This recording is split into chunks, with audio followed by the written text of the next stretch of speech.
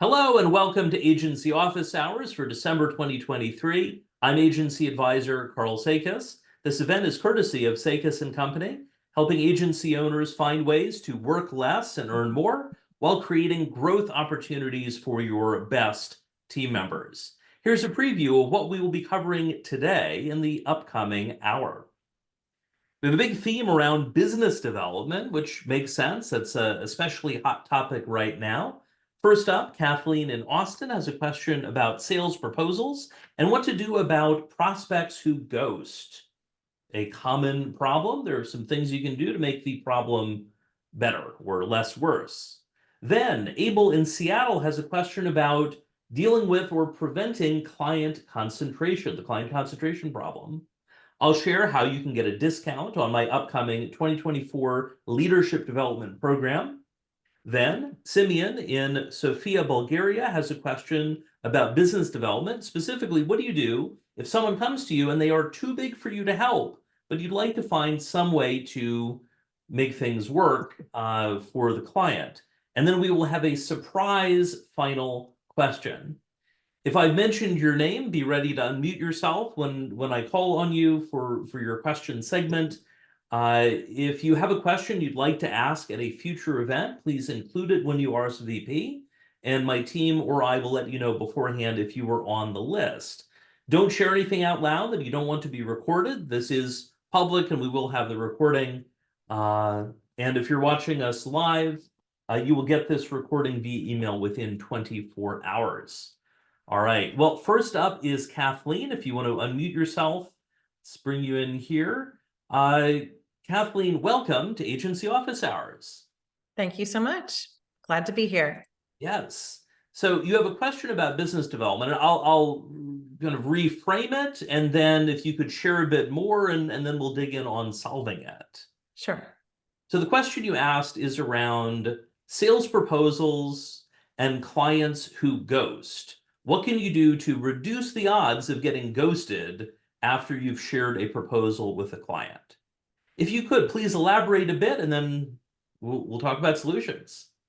Yeah, I would say in the last couple of quarters, we've seen a good amount of people calling, and we have a screening mechanism that determines whether we should go the next step. And then usually after that, there's a request for a proposal. Sometimes we'll offer what we prefer is actually to present the proposal. But a lot of times there's been this like rush, we need a proposal, and then this going dark where, and what we're finding is a lot of these companies are just not making decisions at all. They're going around and collecting proposals. One of the adjustments I did make in the last couple of months that I have seen land better was that instead of putting just one price in the proposal, I'm putting 3 different options. One is sort of the lower one, the middle one is the one I really want, and then the third is kind of fully loaded if you were to continue with us in a full retainer. Yes. And that has landed well. Now, a lot of things have shifted. I haven't made that win something yet, but I've seen a better conversation. And the reason is just because if you put what I found with the psychology, if you send one price, if it doesn't meet their requirement, they're just going to go grab 5 other proposals and then look. If they're just looking for the cheapest, right. Obviously, I don't want to work with them if that's the case, but it's just a lot of work to put proposals together. So what I'm trying to do is not lose the opportunity by just saying, sorry, we don't put out proposals. And it's just it's a difficult challenge. It's not good for a team to have to run and put proposals together and then have companies not respect that. We've also seen this with even with RFPs, where people are shopping RFPs and then not making decisions. Yes. So they didn't not pick us, but we went through the work, we hit the deadlines, and they still didn't move forward with a decision. So that's kind of disrespectful to the agency world as we know it. Yes. And I'd like to think about how do we change that, and how do we avoid that? Let's take a look at that. And before we dig in on solutions, by the way, for anyone else who's on the live call, what has worked well for you? If you want to share that in chat, please do. Kathleen, one question. Roughly, who is your ideal target client? Absolutely. So our ideal target client would be B2B tech companies that are funded. They are potentially, are comfortable being in a retainer arrangement or project arrangement. We expect them to be spending anywhere between $150,000 to $200,000 a year with us. Okay. And not necessarily all at once, but over collectively, even if they start as a project. Mhm. Traditionally, companies that start working with us do continue with us. Our clients stay with us, up to 5-7 years even. So Great. So once they're in the door, it sounds like they're very happy. The yes, key is yes. how to get things started. Okay. Okay. Well, let's dig on this. So to kind of recap the question, you send sales proposals to people who seem like a good match, and sometimes they move forward and sometimes stay for 5 or 7 years, paying a healthy annual budget. But often and lately, clients will just ghost you entirely and may not move forward with anyone as far as you can tell. So what to do? Correct. Well, a few things to consider. One, I don't believe it's impossible, or I don't believe it's possible to eliminate ghosting 100%. Some people are just going to ghost you. I advise clients on, dealing with ghosting, yet I still sometimes get ghosted too. Okay. Like it happens. It happens. Now, a lot less now than when I started, kind of things. There are certain, risk factors you could look for and things like that. The approach you mentioned about doing a live presentation of the proposal is really helpful because, in that case, they can't claim, oh, well, we didn't read it or oh, whatever, right? You can judge how things are going.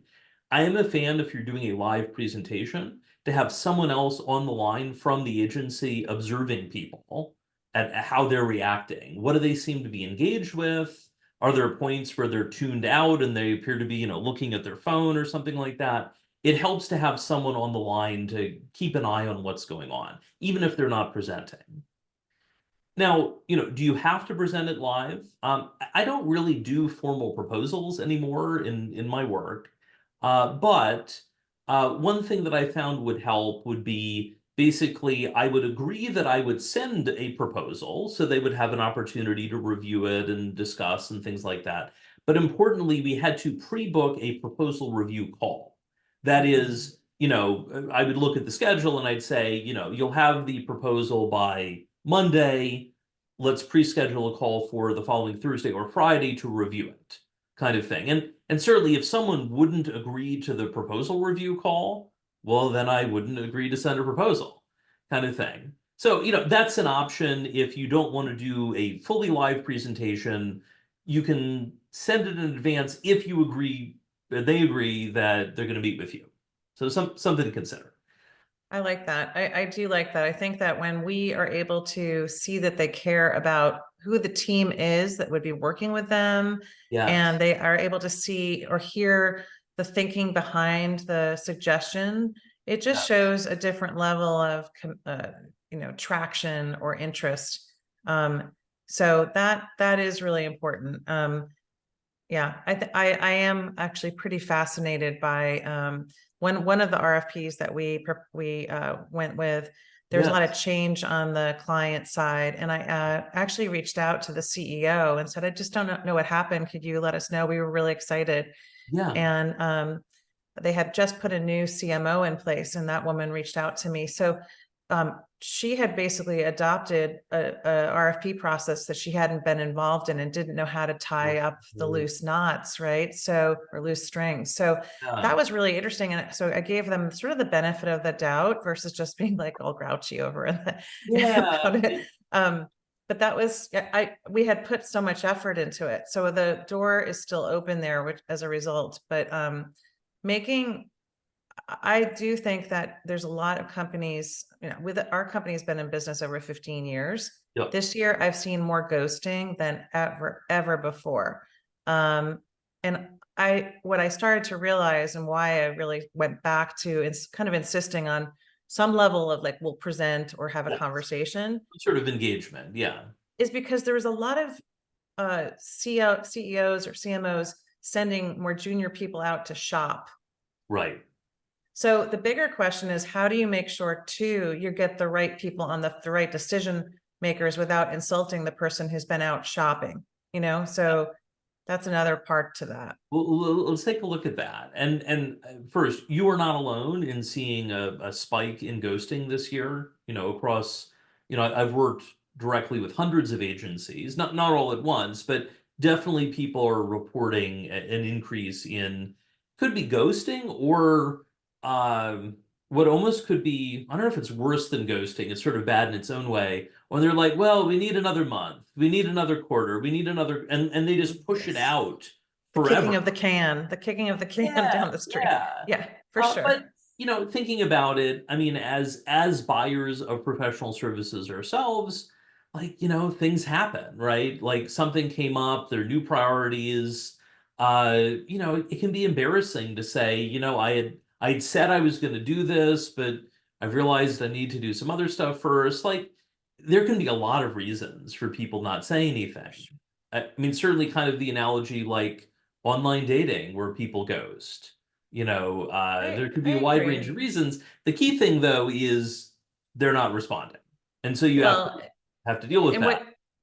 any agency that's going through that what that does also mean is that they have to up their numbers. So the ratio of if Yes. 5 calls came in, you normally won 3. Now 4 of them are ghosting. You're now needing to double up, triple up the amount of conversations and really rethink your inbound and your outbound to Yes. get the volume. Otherwise, you won't hit your revenue target. So that, to me, that's like on my mind as I enter 2024 as well. For sure. And that also raises another thing as we think about the numbers game. And this is true for anyone who's listening who has a sales team versus there being the salesperson or one of the salespeople, yourselves. Sometimes there are cases where agencies are over proposing, where they are just throwing out proposals to people who may not really be qualified, and they probably were never going to move forward in the first place. And on one hand, it's tempting to be like, well, better to send out 10 proposals than 5. The problem is if, you know, 7 of them were never going to move forward, you may have wasted time sending extra proposals. So it is worth looking, and this is value if you have someone other than you who's a salesperson. You could do a sales management meeting once a week where you review, okay, well, what's the status of things? What are the proposals? So the sales manager, whether that's the agency owner or someone who's, say, a VP of revenue, VP of sales, something like that, can say, that proposal's been out for 2 months now, and I know you've had some updates, and they seem to keep saying things. I think it's time to move this to the inactive list, right? Having someone kind of make that call where if you're the salesperson, you don't really want to admit that they're gone, right? But if someone else is saying, realistically, is it time kind of thing, it can help to have someone else point it out, kind of thing. And Pam, thank you in chat. Note about sending the magic email.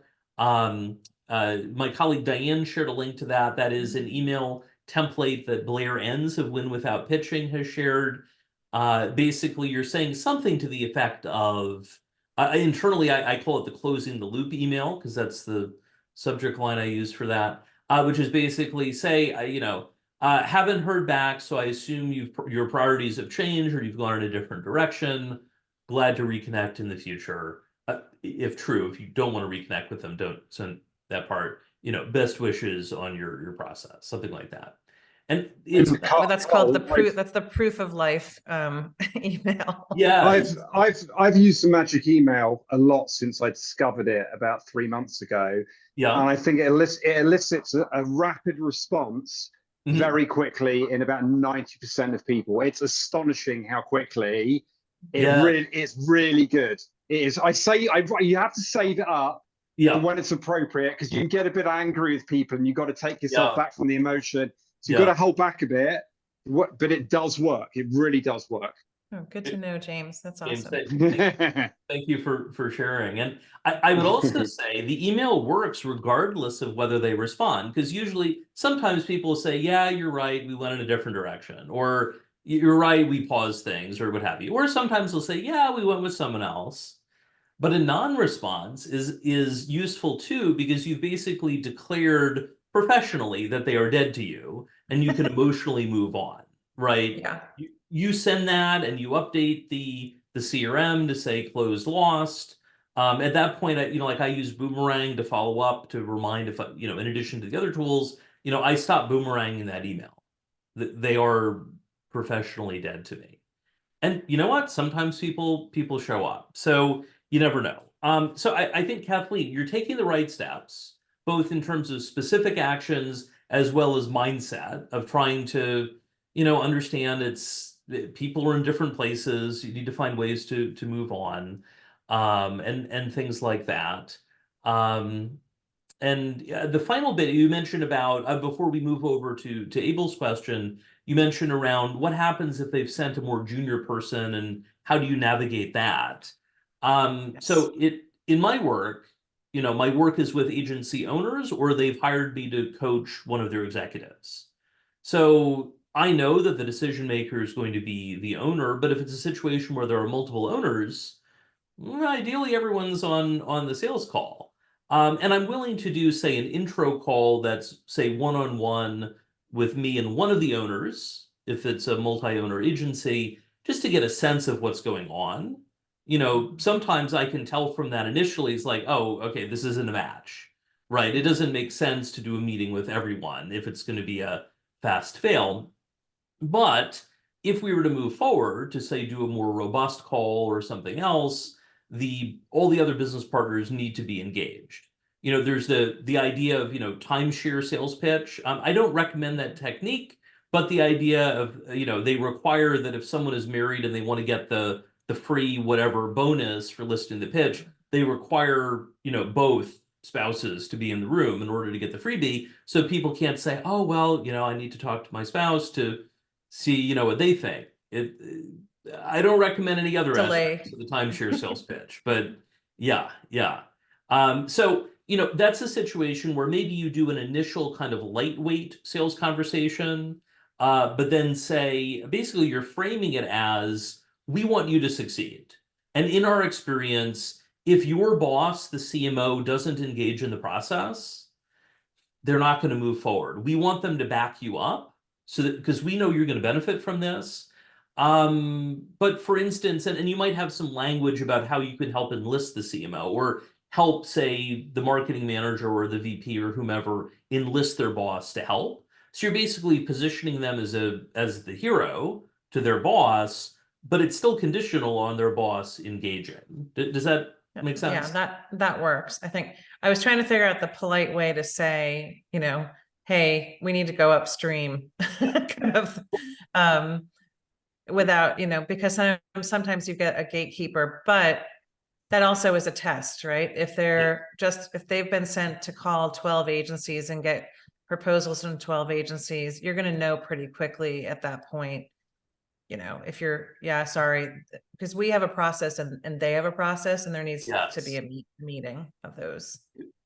For sure. And the magic question to ask, before we head over to Abel's question is, instead of saying, are you in charge, right? Everyone's going to say they're in charge. Instead, you could ask something like, okay, like say you've decided to move forward, you're a yes.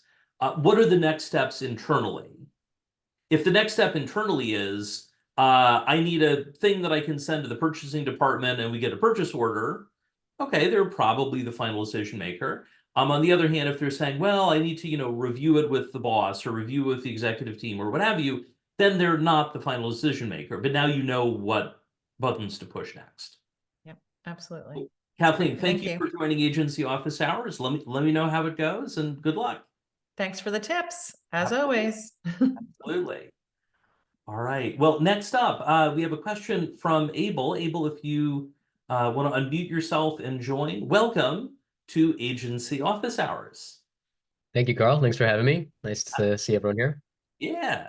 So the question you shared, I'll kind of recap it and then we'll dig in on things.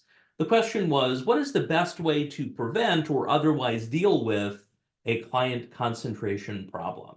If you could tell us a bit more and then we'll dig in.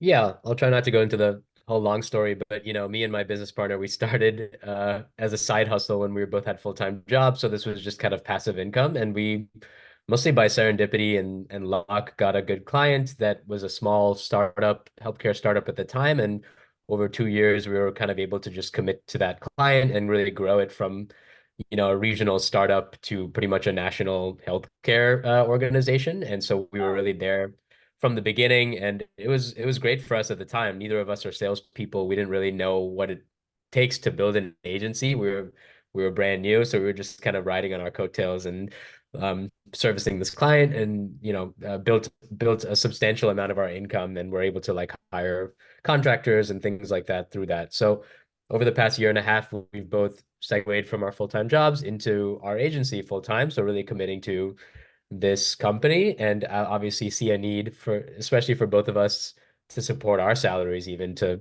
Right. break past this one big client. We've had a slew of smaller clients, but really, as I mentioned, the big thing here is that we really don't have much training as sales, and this is our first business that we're running. We have, over a decade each in like agency work as Yeah. like practitioners and, leaders, but not as the business owners ourselves. So, yeah, that's been a big learning of like, we've gone from building a sales process from nothing over the past year to really like having a lot in place. We have like Salesforce now. We're actively tracking leads. We have methods by which we're building content marketing pipeline. We're doing a Nice. bit of outreach. We're trying to like produce intent content on LinkedIn and things like that. But it's a slow process. And it is good to hear, even from the previous question, that like 2023 was a hard year. We found that too. Like people weren't like buying. And even if we got to the final stage, the bottom of the funnel, they would just, yeah, like ghost us, or they would be like, oh, we don't have the funds for this right now. So it was a very frustrating time. And yeah, it's all coming to a head now because our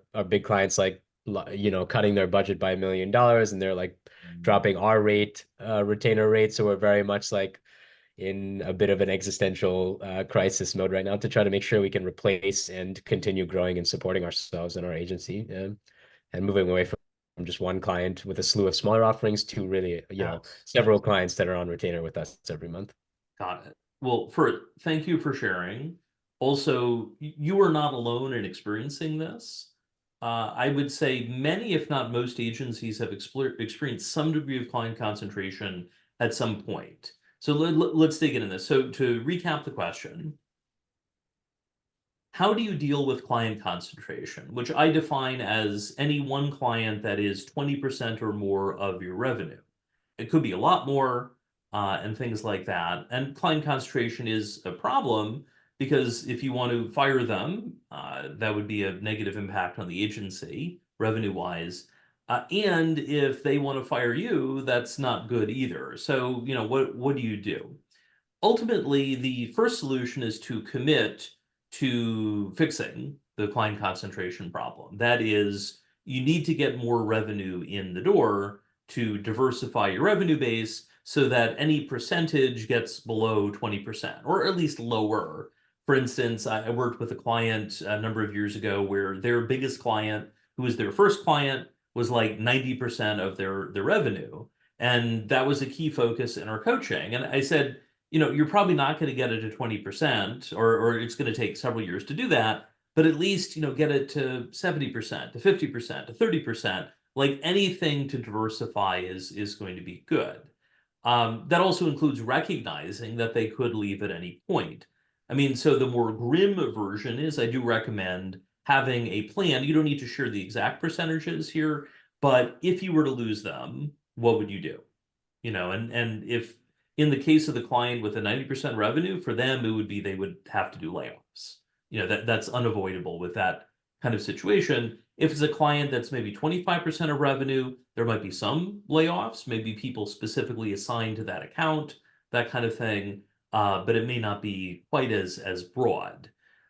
So now what? Well, I would make addressing this a priority for everyone on your team, for you, your business partner, anyone else who is involved. And this could take different forms, but basically the idea is that you want everyone thinking about how do we build revenue from other clients. Now, if you have a client concentration problem and that large client wants to spend more, I wouldn't say turn down the additional revenue. I realize that's not quite the case here, but if a client's like, hey, we want to spend an extra $1 million and another million, probably take the money, but make sure that you are working harder than ever to replace that and diversify it. I recently did some research with Databox. This was a Databox and Sakas and Company survey looking at how top agencies market themselves. We heard from over 200 agencies all over the world. And one of the questions we asked was, what were their highest ROI marketing activities? For agencies of all sizes, anywhere from startups to 300 plus people, the most popular of the high ROI options was referrals. Now, referrals are dangerous because it can be hard to get referrals in a predictable way, but they are powerful, which makes sense, right? These are clients that you work with now, or that maybe you have worked with in the past, or maybe you knew someone when they were at a previous company, that kind of thing, and they had a good experience, and they refer you. The second kind of high performing category was around word of mouth. It's not easy to generate new word of mouth, but there are some things you can do. I sometimes get questions about should they do cold outreach. Cold outreach doesn't work very well. In fact, in my Databox and Sakas and Company research, people reported cold outreach as often having a negative ROI, that they were spending more money on it than it was producing. But if other channels aren't working, you may need to try it. That tends to work best if you have something of value that you can offer rather than, hey, want to get on a call? Take 10 minutes tomorrow kind of thing. That isn't as helpful as, hey, we created this report for, your/our industry. Here's free access to it, or something like that. That's more useful than got time for a quick call, because no one does actually. And or if they do have time for a quick call, they may be someone like Kathleen was mentioning earlier, where they're not actually a decision maker, but say they just want to feel special because they're on the phone with the agency, even though they have no buying power. So what can you do with that? Make this a priority for the team. Whenever there's a difficult situation, I recommend a two-part approach. One is to identify a rallying cry. That is, what is something that can get everyone kind of motivated and oriented toward, getting things done, and then importantly, give everyone a job to do. And that job to do is going to vary. It's usually going to be tied to something that they are doing day to day, but something that they have control over, that they can work on to contribute to the agency-wide priority. So you'll want to think on that. You want to think on what that would end up being, but that could be helpful. Certainly doubling down on self-marketing now and into 2024 will be helpful. I mentioned the referral option and the word of mouth option. On the referral side, it may be worth reaching out to current and past clients to let them know that you have, say, maybe you've expanded the team, you have some additional capacity in Q1. If they know anyone who'd be a match, you'd love an intro. The key is you want to make sure they don't think that you helping a new client they refer will hurt the quality of their work, right? People are selfish. They don't want to be like, oh, well, but then they're going to pay less attention to me. So just, think about how you might address it. You may not have to do it explicitly, but just keep that in mind. On the word of mouth side, you know, social media wise, well, you want to stay top of mind. I, for instance, have a VIP client newsletter for current and past clients. So they're hearing from me once a month, whether they're an active client or not, with timely tips and things like that. So that's a helpful way to stay top of mind. Social media wise, I found out of the current platforms, I don't know if Twitter/X will still be in business a year from now. But more positive, which is sad, but positively, I'm seeing good results on LinkedIn, thanks to Pete Caputa recommending I switch to LinkedIn creator mode. That's been helpful in terms of some new tools and things there. So that could be a possibility. Kind of thing. You need to find what's right for you. I wouldn't jump to cold calling as Jose Antonio said in chat, cold outreach is a numbers game. But you might want to take a look at the resources that you and your team have. What can you do to leverage those? And ideally find some way to deliver value rather than, can you jump on a call? What's your reaction to that so far? Yeah, these are all great tips. So, we agree, like referrals have been how we've gotten most of our clients that stick with us, and that's definitely what we're trying to lean into in terms of a strategy. Yeah, we've tried cold outreach a bit unsuccessfully, as you're saying. It's just the amount of activities you Yeah, need. Yeah, it takes too long and too much effort. So we're specializing in content market. We're a content agency, so I think it behooves us to also showcase our content more and really prioritize that with the team. And I agree, like intent marketing is really something we're trying to work on, where we share value first with our content and that gets seen, and we're not trying to like hard sell people. It's just like, yeah, here's some content that'll be useful for you, and then hopefully turn it from an outbound strategy to an inbound where they're kind of like, oh, I really liked this post. Like, let's chat. That's for really a sure. goal. A Yeah. number of years ago, I interviewed Joe Pulizzi, who was then at the Content Marketing Institute. And I had asked, what is his advice on choosing agencies? And he said, basically, if they're a content agency, how's their own content? If they're a video agency, how's their video? And Right. things like that. I mean, it makes sense. Yet, Yeah. as I saw in the research with Databox, there's the shoemaker's kids problem, which I think is an easy excuse for people to make in general, but you still need to deal with the consequences.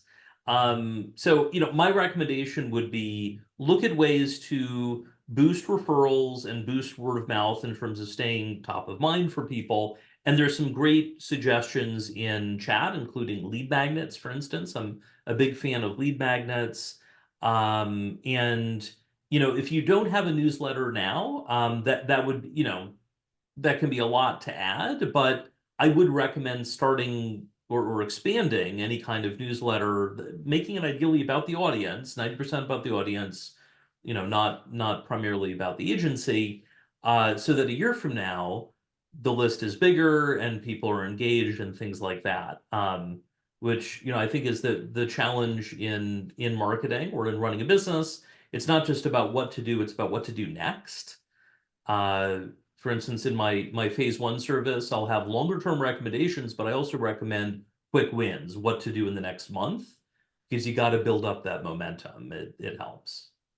Yeah. So good luck as you work through things, and let me know how things go.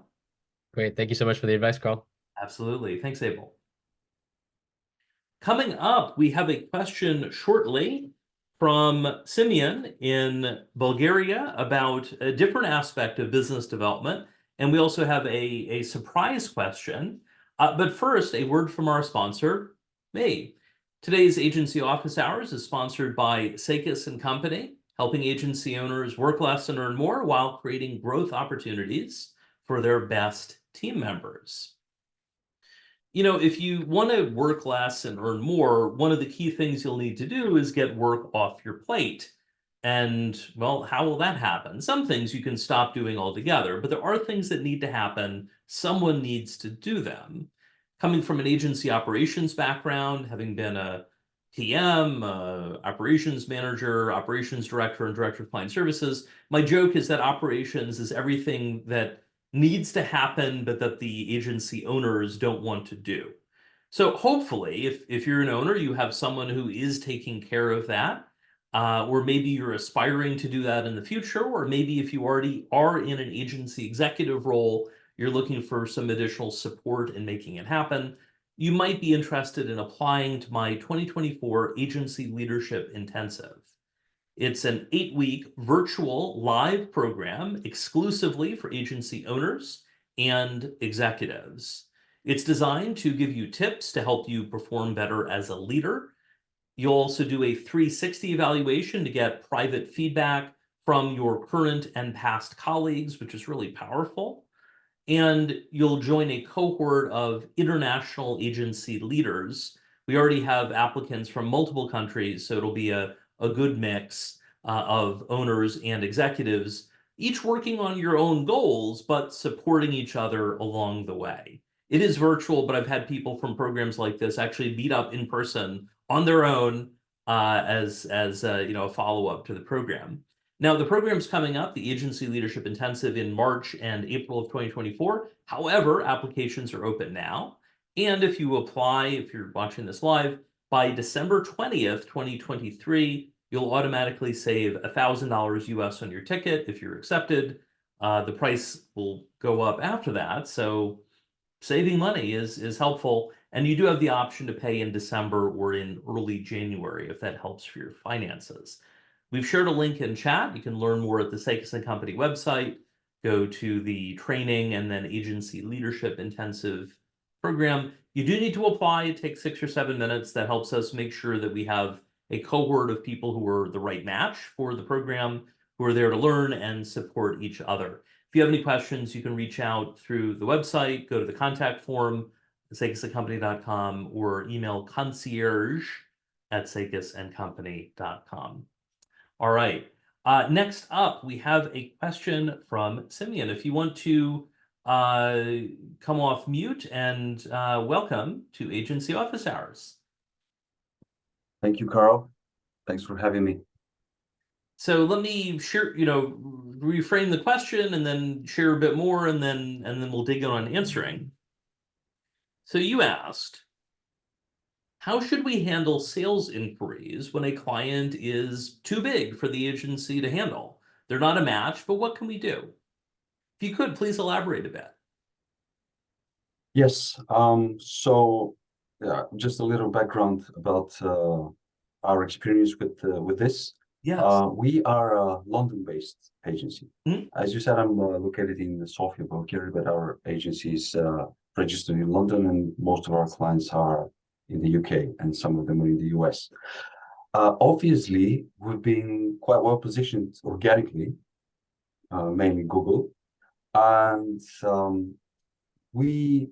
from time to time we get inquiries where the projects and the type of clients that come to us, we know they're quite big. We're a small agency, and sometimes we get inquiries by huge companies like the enterprises, all of which is surprise. It's a good signal for us, but the question comes, how do you handle this? Because in some of the cases, we actually can deliver the specific project they're asking for. Yeah. But it's kind of you have this feeling that you're probably too small to work with such a company, even if we can handle such type of project. Yeah. Other times, projects are too big, and what we've tried to do with such inquiries has been teaming up with other agencies which can cover those areas that we cannot cover. Yes. We never said no. Of course, we tried to move on, and surprisingly, actually, we've been always, at least this is what we were told, we've been always moving forward to the last round of their pitching process, which is, well, that's well, I don't know how to qualify this. Okay. But in the end of the day, I don't think we've won any of those, and that's why I wanted to position this question. Yes. What's the best way to do? Because obviously these are really good opportunities for us. For sure. Well, let's take a look at that. So to recap the question, due to your strong reputation, you run into an unexpected business development problem, which is you're getting sales inquiries from very large enterprise companies that normally you wouldn't be a match to help. Maybe sometimes you are in some ways, but certainly not for the breadth of support they're typically looking for. So what do you do? Well, first, I would consider that anytime anyone reaches out, you've got 3 ways that you could work with them, or the 3 potential options. One, you can handle them directly yourself, right? They become a direct client and you're doing everything. You might be subcontracting some of the work out to other firms or individuals or things like that. But that's the first one, kind of do it yourself. The second option is to fulfill the work or actually there are 4 options here. Fulfill via a white label partner. That's where you say, yes, but you're not fulfilling all the work yourself. The third option is to collaborate with a strategic partner. That's where you have another firm and the end client knows that another firm is involved. And usually the client is paying both agencies directly. You know, though one of the agencies, probably yours as the originating firm, is going to charge the client for the account management and project management to coordinate all of that. And the fourth option is to refer it away entirely. That is, you would say something like, you know, we're not a good match for this, but we have a trusted agency that I think can help you.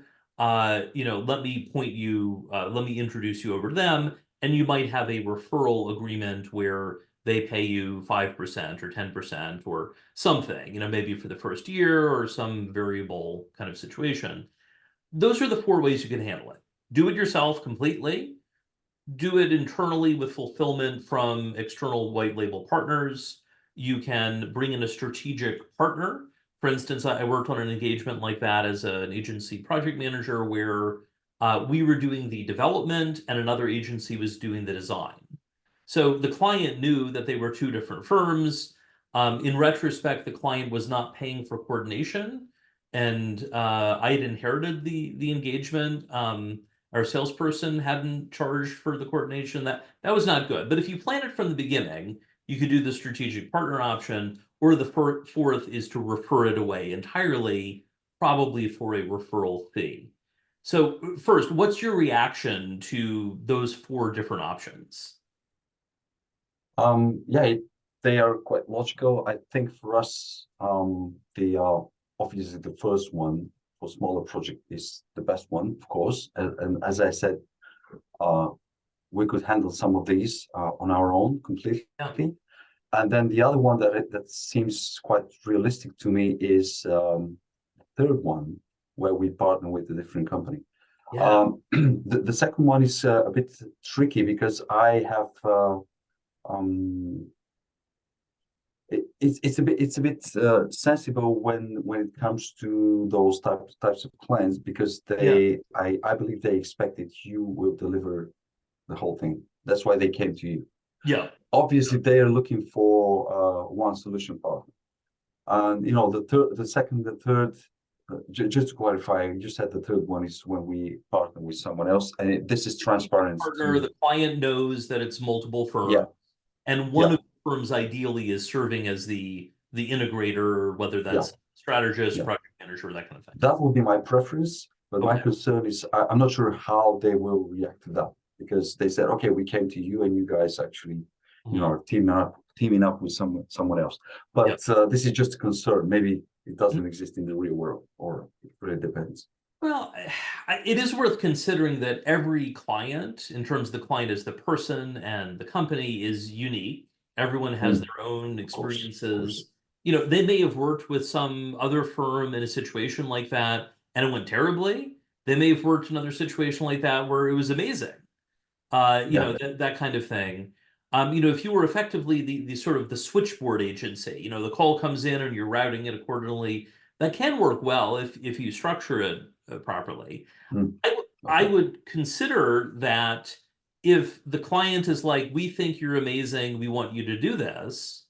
If you come back and say, yeah, we can handle this and this, but we would bring in our strategic partner who's an expert in this, in theory, the client hopefully would respect that even more, right? Instead of you're saying, yeah, we can handle all of it. You know, you're being vulnerable in saying, we're good at this and this. Here's another firm that's even better at this other aspect, and we can help you pull it all together, assuming they're willing to pay for it, kind of thing. To an extent, that shows confidence. For instance, you know, in my work doing agency coaching and consulting, I don't do formal valuations. So if someone is looking to sell their agency, I'll point them to Punctuation, David and Jonathan Baker. They've got a valuation model. It's really from my perspective, the gold standard for agency valuations.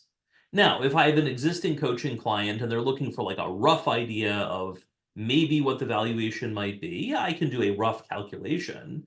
but that's not a formal valuation, right? If you're looking to sell, or you're bringing in a new partner or something like that, you should spend the money on a formal valuation, whether from Punctuation or somewhere else. So to me, that helps cement my expertise where I don't have to have all of the answers myself. But if it's a case where I don't have the answer, I have resources to help them. Does that make sense? Absolutely. Yeah. So some other Absolutely. things to keep in mind. One of the big things here is whether you want to be involved at all. Sometimes you may get an inquiry where the client's internal culture is just totally shambolic. It's a complete mess. It's utter chaos. In that case, I would probably decline the client altogether, or maybe do the referral option, but by the way, warn the referral partner, they seem like a Yeah. mess. No. And sometimes people will take clients that seem like a mess if they need the revenue, or maybe they have a good structure for it. For instance, a lot of nonprofits can be internally challenging, but if the agency focuses on nonprofits, they've got a process down. They know that, okay, there's the board of directors, they're going to pop up at this point, and they're going to pop up at that point. So we're ready for it, things like that, kind of deal, or, knowing what funding cycles look like and things like that. So I would consider, do you want to work with them at all? There may be some where, it's not. A friend, for instance, recently did sort of an informational interview with someone. She's at one tech company. They were at a much larger tech company, and they chatted. And although the really big tech company has, a strong reputation in general, from what she was hearing about kind of internal process, it was a super overworked team. And before she'd heard that, she might have been like, "Oh, working for very big Yeah. company, but the day-to-day would not be good, or at least not in that particular team or department." So, I talk about you maybe the idea of BANT, budget, authority, need, and timing. I have an alternative that I call CRUX, CRUX, and X is the X factor. If you're just getting a bad feeling about a client, I would pay attention to that. And it's a lot better to fast fail them and say early on you're not a match, than to keep going. Um, and I would say if it's a case where they are, say, enormous or they have unreasonable expectations or kind of other situation, in that case, I would lean toward referring them away. And what you can do now, and this is true for everyone listening, start building those referral relationships. You want to make sure that you trust them. You want to make sure that they're going to take good care of the client. And this is true on building those relationships, whether it's a referral or a strategic partner. It's all the more important for strategic partners because you are on the hook, because you are going to be part of the engagement, if things are happening. But you're still kind of on the hook if you've referred someone and they turn out to be terrible, right? The original client is going to be unhappy. So start building those relationships, and it can take some time. I mean, it could take potentially, if you don't have the firms already, potentially take several years to have a really good stable of strategic partners and things like that. I mean, I've been, for instance, referring people to Punctuation for years. I met David over a decade ago, like that, kind of thing. So it does take some time, but all the more reason to start sooner rather than later. So what are your next steps from here before we move to the next segment? Well, all you said makes sense. I think it's a matter of having the next similar inquiry coming in. Yes. To try to qualify the client first.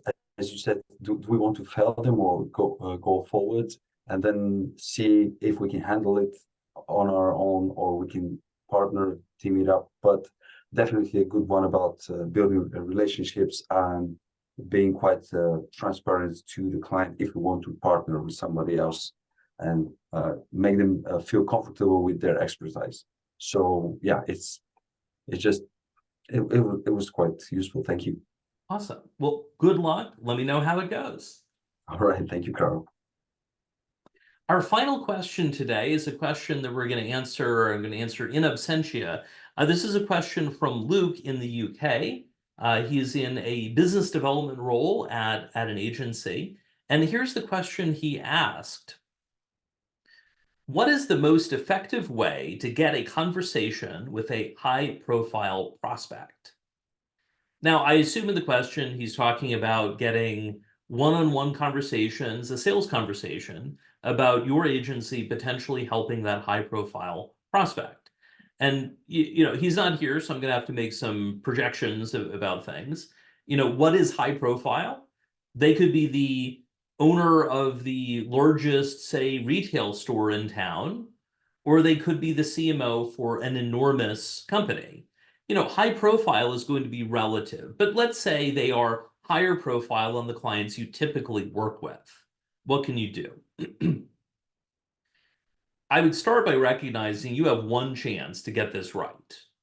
If you burn things, if you're rude, if you show up late, if you no-show for the call, if you generally act like you're not paying attention to what's going on, if you don't do your background research, you got one chance to get this right if you're on the phone with that high-profile prospect. So act accordingly.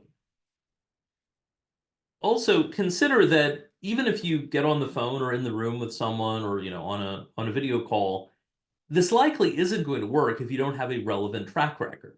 For instance, we were talking about referrals earlier. A marketing colleague, when I was agency PM, reached out and said, hey, my law firm is looking for a new website. I know you work in an agency that has websites. Could we talk? So we did a sales call or conversation with our salesperson, me as the person who kind of was part of the intro, and the client. And one of the questions that the head of marketing at the law firm asked was, what is your agency's experience building law firm websites?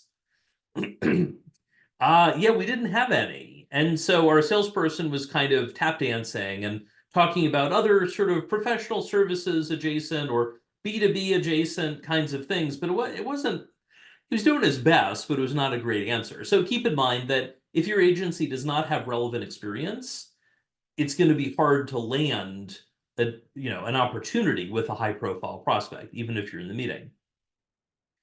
Keep in mind that, as you're working through this, one option is to borrow authority. That is, with a mutual connection, ask them for an intro. Will they? Well, it depends on the person, depends on your relationship with them. It also depends on their relationship with the high profile prospect. Keep in mind that they, the mutual connection, are taking a potentially big risk here. The high profile prospect is taking the meeting with you as a favor to the intermediary, not because they care about you. Hopefully they care about you because by the end of the call, they're like, wow, this agency is amazing. I totally need their help. But at least, in the beginning of the call, they're doing it as a favor. And there's a risk of you making the intermediary look bad. That is part of what I mentioned about you got one chance to get this right. So do the background research, show up on time, listen actively instead of just you talking and things like that. If possible, I would try to approach the meeting with a sense of consultative service. That is, you're there to help them, not sell to them. And ideally approaching it with a kind of an attitude of non-attachment. The idea of attachment, you're highly attached to the outcome. You really want it. Detachment, less likely here, but you're like, oh, I don't care, I don't want that anyway, kind of sour grapes. Non-attachment would be you're going to do your best. You're there to help. If they need help, great, you can help. If they don't need help, that's okay too. It's hard, but they can pick up if you're desperate. This is also dependent on personality fit. So, for instance, I'll have people that want to meet with me, or I'll have people where I'll get intros from the intermediary saying, so-and-so would like to meet with you. Usually they're providing services that are also focused on agencies, kind of thing. And, if it seems like someone has services or products that will help my clients and help agencies in general, I'll often take the meeting. Sometimes my colleague Diane will do the meeting. But, sometimes, we'll do the call. I imagine as you're listening, you've probably had calls like this too, where, okay, the conversation's okay, but you don't really feel a connection with them. On the other hand, you might have calls where the call just keeps going and going because you're both just having a great conversation. That certainly doesn't guarantee that things are a match, but, personality is a factor as well. If you're going to do this approach where you're requesting mutual contact intros to high profile prospects, think about the ROI of your time. All in all, it's probably better to focus on, say, 20 people and do all the background research and do all the prep and be ready versus 200 people and you're doing a sloppy job at it, kind of thing. But, or, 200 or 2,000 connections. But you will need to make sure that you're reaching out to enough people in the first place, because say if it's 20, not all of them are going to do calls. So it's a bit of a balancing act. It is a challenge. And, I will say as the being on the receiving end of some of those calls, where someone either has reached out or it's, a mutual intro kind of thing, if they have not invested any time to understand sort of either who I am or who I, based on my online presence and all, if they're like, so what do you do? Okay, yeah, they're not getting any referrals from me or anything like that. On the other hand, if they're like, Karl, I see, and they sort of summarize some info they would have found from the public information, and then ask a question that helps, kind of piggyback off that kind of thing, that's more impressive to me in the call than, so what do you do? Kind of thing. And if anyone is wrapping up today's session, if you have anything you want to share in chat about how you approach that, feel free to share. Diane, before we wrap up today, is there anything that you would add related to people trying to get in touch, get in front of high profile prospects? What usually, worked best for me in my many years of business development and running an agency is trying to, be in the right place at the right time. Networking, everyone hates it, but, as live events are happening again, see where these people are going that you want to meet. And if you can, if they're local, be there Yes. and say hello. Or we talked a little bit before about sending information. There's nothing that says you can't, find a relevant article to their business or their situation and send it to them. Or, scrub through and watch for, did they just get a promotion? Did their company just do something important? And send them a congratulations note or just, anything like that that can get your name in front of them. It's similar to a cold email, but it shows that you've at least done the homework and you're not just clipping things and sending. So make it relevant to them or give them something that they might be able to share with their boss if they're not the top level person. Find a piece of research, something significant from a competitor of theirs to say, hey, you probably saw this, but in case you didn't, here it is for you. And, package it so they don't have to do any work. That makes sense. Diane, thank you for sharing. And I see a comment in chat, Jose Antonio, you mentioned BNI, Business Network International, where members are dedicated helping each other. My former accountant was a BNI member. Now, BNI isn't going to be a match for everyone. It tends to work well if you're focused on local businesses. But if your agency focuses on local businesses, that's a good opportunity. The idea there is, and this applies regardless of if you're in a formal group or otherwise.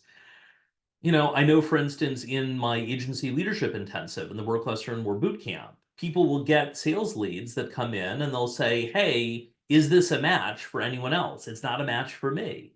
It helps to know, like, for instance, if someone reaches out and they're looking for legal marketing, law firm marketing, I have clients who do law firm marketing, and I'll think about who might be the best match, or maybe a couple people, depending on the particulars. if it's about e-commerce, if it's about this, if it's that. The more people who know, Catherine, thank you. See, you just hand raised, right? So someone who's on the call, you mentioned Catherine doing legal marketing. Now more people know that you're there and available. This really is in part a word for strong positioning. You don't have to be a match for everyone, but if an opportunity comes up and someone thinks of you first, there we go. For instance, one of my clients, one of past coaching clients, Mike King of I Pull Rank, I saw on LinkedIn a post about an event about enterprise SEO, and I immediately thought, oh, like that is Mike's specialty. And I clicked the like show the full info, and he was the guest. It wasn't his post, it was someone else, but he was the guest on the program. So yeah, the stronger your positioning and the stronger your footprint, the easier it all is. Well, that concludes today's agency office hours for December 2023. If you're joining live, you'll get the recording within 24 hours. If you are watching the recording, well, you've got it already. We have all of the 2024 dates available if you'd like to join us live, whether with a question or just listening in. Those are all available on the Sakas & Company website. You can click the link in chat or in the video description, wherever you are seeing it, and sign up for 2024. Thank you so much for joining today, and good luck out there.